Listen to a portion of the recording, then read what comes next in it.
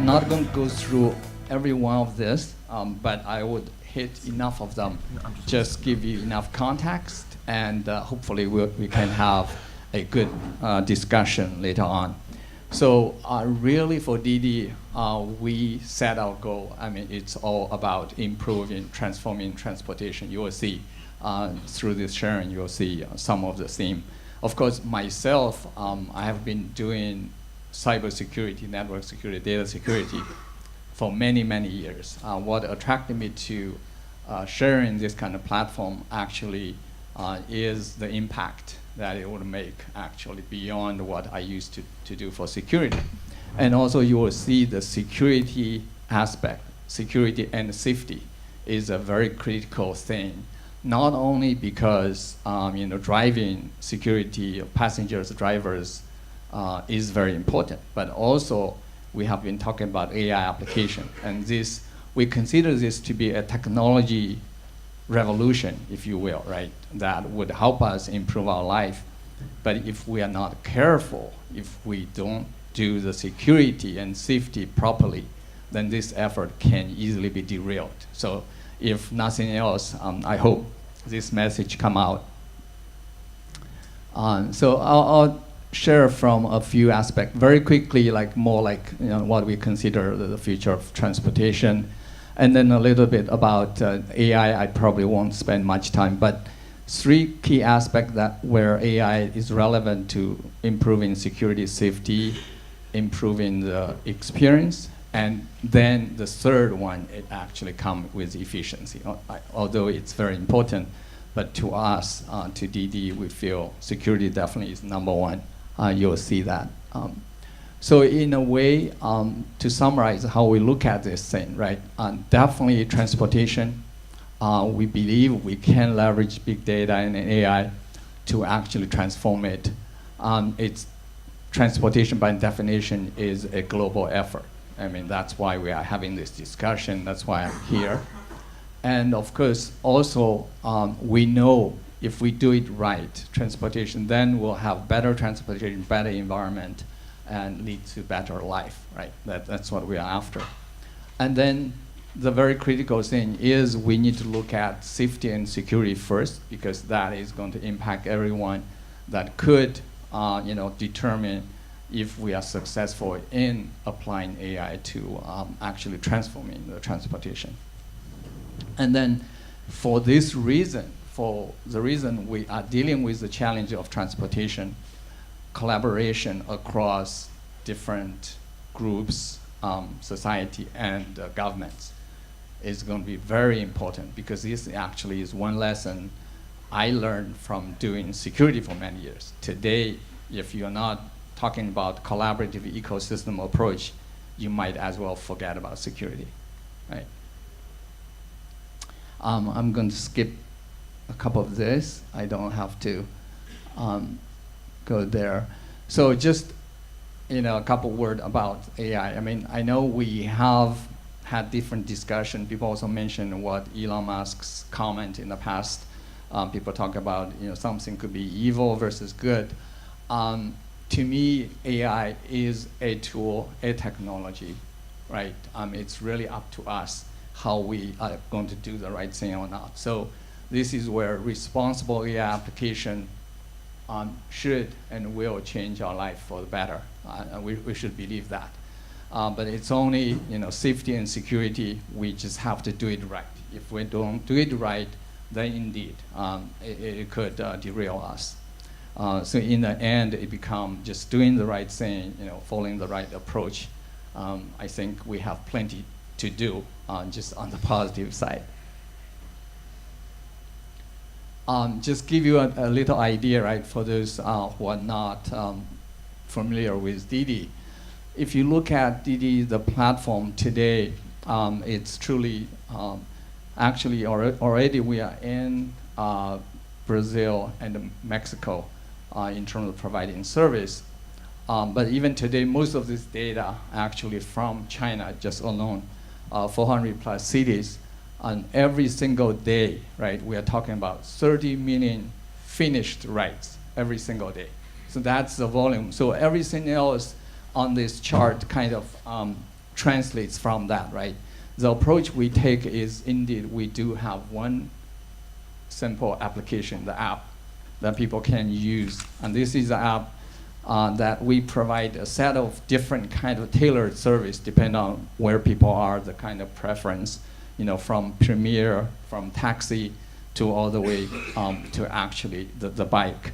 And the other interesting thing is people can use the app to look up public transport schedules based on what they need. So that's just give you an idea. We look at this problem, it have to be solved in a collaborative fashion. I mean, public transport is going to be there. I mean, we are hoping we can actually get involved and in improving this whole system. So that's why there is a lot of data, of course, now translated from this whole platform.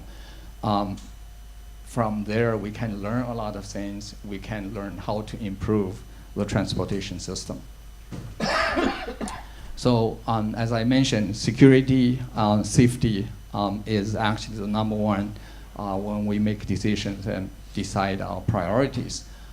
This one I'll just skip over. This is in general talking about what we learn from traditionally doing cybersecurity, where it's more like look at attack, how it happened, versus today we learn our lesson, we focus on what we are trying to protect. And so this is a fundamental shift. When we look at vehicle and security, a similar kind of philosophy actually applies. Data security, I think I'll skip that. And also this one, just to point out, we look at the safety in one framework. When we today in a team, our team talk about security, physical safety is part of the security we consider. That's why in terms of passenger and the driver, we do a bunch of things actually in terms of monitoring, providing the service, and some of them proactive, like to avoid incidents, even involving drivers and passengers in the car, because everything else affects this whole experience on the platform. So this one, for some of you, more kind of technology and security oriented, you can kind of look at this chart. This is just to show you one of the things we look at carefully today, because in particular from a security and safety perspective, you have heard a lot about car hacking, right? That actually is what happens with the very center with our traditional car, right? That's where just the car, the way the canvas architecture, a lot of things, security was not really the first thing come to people's mind in terms of hacking. Although the vendors OEM have in time done a lot in terms of improving the functional safety, right? That's a nice thing. But the hacking is the one they are lagging behind in terms of putting into consideration. So those blue kind of box, light blue boxes on the left, highlighting every time when you introduce from the traditional car to trying to make it intelligent self-driving, and then to the next step where you are trying to connect them together for them to talk to each other and talk to the road, and all the way developing to the stage where we actually have a whole transportation system that is intelligent.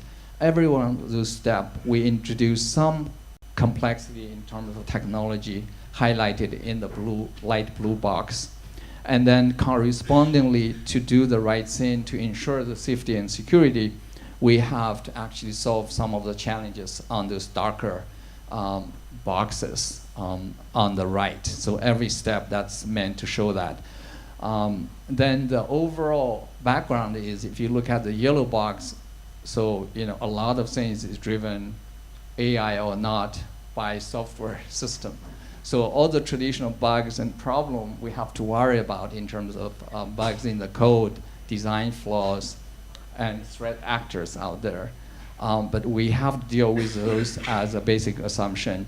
And ideally, if we can do it right, we can get what we want to the far right top there. I mean, we need to ensure a number of things, from physical safety to data safety and privacy, and also environment. I think earlier today we have a number of speakers mentioned this, right? We do think about this too. When you do have a fleet, potentially someone can take over control. Yes, it can become very dangerous, right? So that's why we actually take it very seriously. So give you just a little more idea if you want to drill down just some thinking we have in implementing our solution. If you look at from autonomous driving perspective, first of all, you're going to have a much higher bar for functional safety than the traditional vehicle. Just because now, all of a sudden, when there is an alarm, the alarm receiver is no longer a human. Alarm receiver itself is another machine, right? Let's call it an intelligent machine. So the whole equation changes, right? Then if you look further to the right, once you introduce machine learning, we all know biggest thing we have to worry about is machine learning has blind spots, right? Actually, if you look at today, most of the problem we have to worry about is it simply haven't seen it before. I mean, that's where I'm not worried about machine replacing myself, right? For the same reason. And then further, now all of a sudden, when we talk about autonomous, when we talk about connected vehicles and with the road, now all of a sudden the attack surface expands, right? And one of the interesting things I mentioned there is the notion of adversarial learning. You probably have heard some of this. The researchers have been looking at this. Basically, again, it amounts to when you have a machine learning for a given algorithm, a scheme, people actually can reverse almost the machine learning. They can construct an object or an environment that get presented to the machine learning classification.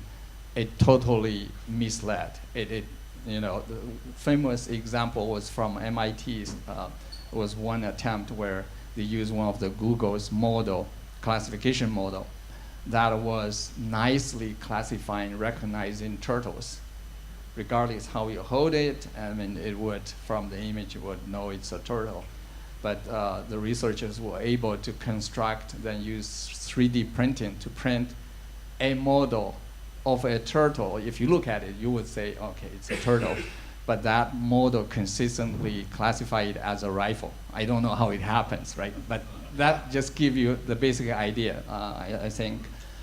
So in the end, really what it leads to is when we look at the security issue in the realm of autonomous or automated everything, this is where it changes the equation. I mean, in the car already, a lot of people in the realm of functional safety already consider this, right? For today, for autonomous, it's even more important. That is, we have to design that safety net. We have to ask what if, and then what is a boundary. You know, within that boundary, it's okay, but once the system have to have enough awareness when it's not comfortable, let's make sure we have an out-of-band control. So don't let them tell you says it's a very nicely well-designed autonomous system, so I never need outside connection, no human intervention ever. I think that's not what we want if we care about safety, right? So I think, and then the rest, there are a few of them. So this is a case earlier, we actually heard the discussion previous speaker about carpooling. We totally believe it on the platform. We have the carpooling supported, and we are strongly encouraging because this is where, you know, the passenger can pay less and the driver can make a little more, and there is room for that happening. It's all about increasing the efficiency, the occupancy of that vehicle, right? This is where what we do is in terms of trying to learn basically smart pickup points and also point of interest based routing. Again, this is related to experience and convenience. Just quickly, we are doing a number of things. One thing worth mentioning is we have one experiment. We have already deployed it in 20 cities in China. This is where we use about 5% also of the data, trace data sample from our fleet of the cars. Then we create a model of the traffic for that region. We do a prediction of how the traffic flow is going to look like. Then we create a configuration that would be pushed to the traffic lights, so we can do synchronized dynamic traffic lights for a region. So all across, we are seeing 10 to 20% of improvement on the traffic. So that is the kind of thing we are continuously doing. It's beyond simply ride sharing. That's part of this transportation effort. The other effort we have been doing is to use AI and augmented reality technology to improve the navigation experience inside the car. And simply the idea is we want the driver to be able to hear and see conditions that without technology they would not have. And that is important to the safety and the driving experience. So I won't go through all of this, and for the benefit of the time, basically this is where it's the whole data benefit allow us actually to now have very good detailed data on the traffic conditions in many of the cities. And then we can do the kind of optimization I mentioned earlier. And of course, through the data analysis, you can generate fairly detailed traffic pattern and also try to analyze what's behind it so you can do improvement. So that's it. I think I will end there. I mean, definitely the transportation is a global challenge. Security is very important. I think this is where we really encourage, welcome a lot of collaboration to do it. And so this is basically I head up the lab. We have the Didi labs in Mountain View, California. So that's where you can find me if you visit the Bay Area. Okay, thank you.